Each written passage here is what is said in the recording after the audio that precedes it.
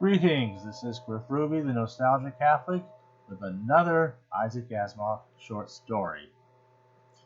Now, this one has gone under two different titles, and I'll show what the original title had been.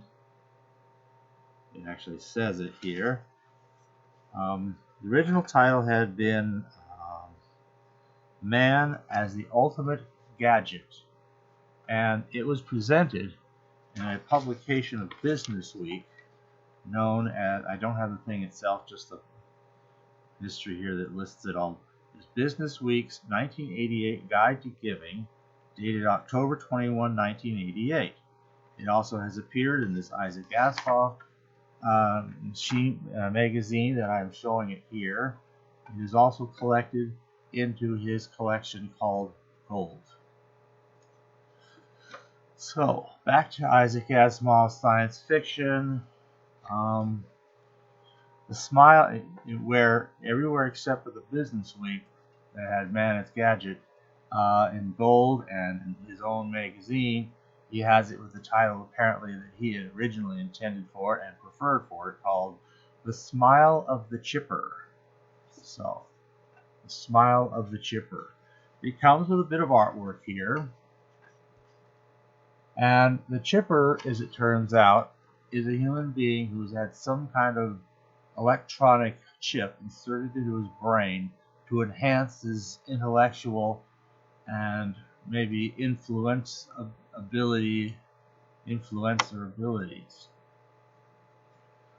But having a chip in your brain to do that would indeed enhance these abilities.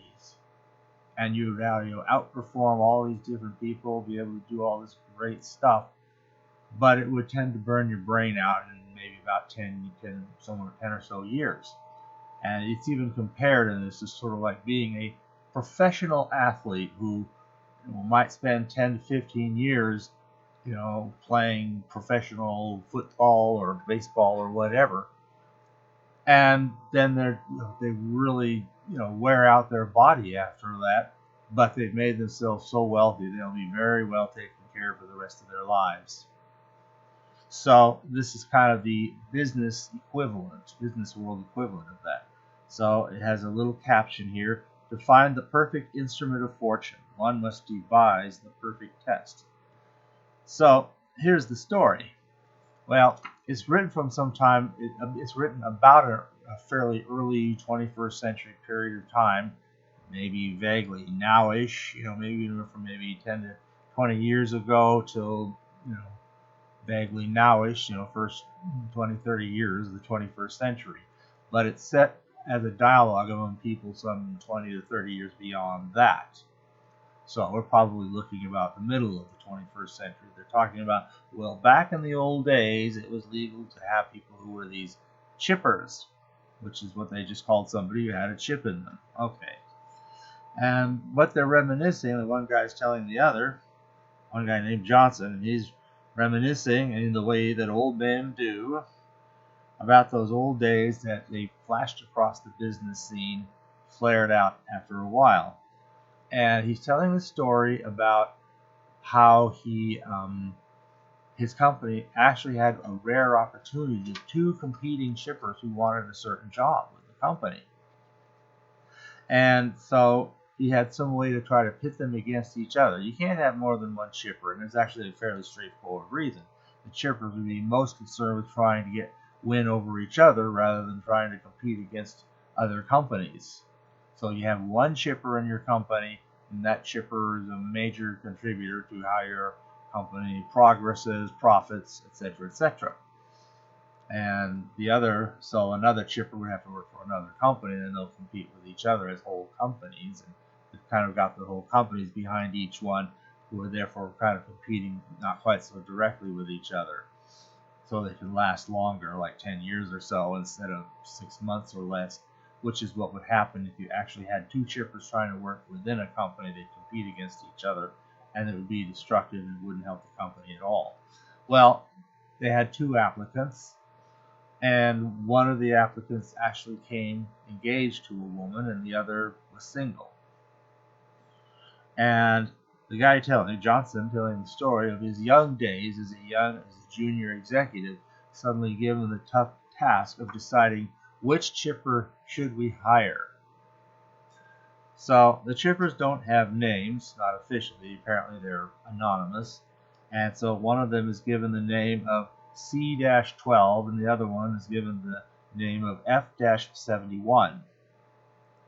So C-12 came in single, and F-71 came in as somebody engaged to this woman of rather extraordinary beauty, charm, blah blah blah, all these kinds of things that would make her, someone to seek after, a very highly desirable person. And I guess the idea was they would compete against each other for the woman. And C-12 ended up getting the woman. And this guy ends up hiring F-71 because he smiled at the thought that C-12 got the woman. It explains, and I'll leave this as something I won't spoil, as to why that was the preferred course. And it was the preferred course, so he's able to say at the very conclusion, so I chose F-71 at once, and he was all that we could want. The firm is now where you see it, I guess doing really well, and I am chairman of the board.